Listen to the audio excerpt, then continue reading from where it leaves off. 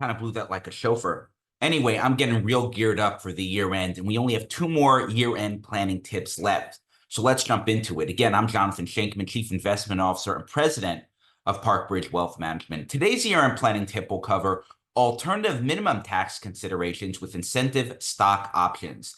So the alternative minimum tax, or AMT, is alternative tax calculation that is computed by removing many of the typical income tax deductions like state, local, and property taxes, and in some cases, including additional income, such as from the exercise of incentive stock options, so it can result in a higher tax liability. The Tax Cuts and Jobs Act significantly increased the AMT exemption amount, meaning it increased the threshold at which a taxpayer is subject to AMT.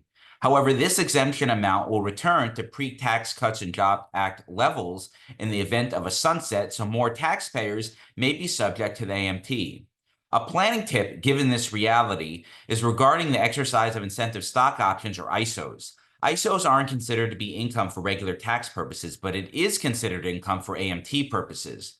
This can result in AMT being due in the year of exercise. For people with ISOs that will be available to exercise pre-2026, it is advisable to take the potential change of exemption into account when developing an exercise strategy. And with that, I hope you found this practical planning tip helpful. And keep in mind that you can see all my work by following me on social media at Jonathan on Money, by listening to my weekly podcast, also called Jonathan on Money, or by signing up for my monthly newsletter at parkbridgewealth.com/newsletter. And until next time, stay prudent, practical, and don't forget to plan ahead.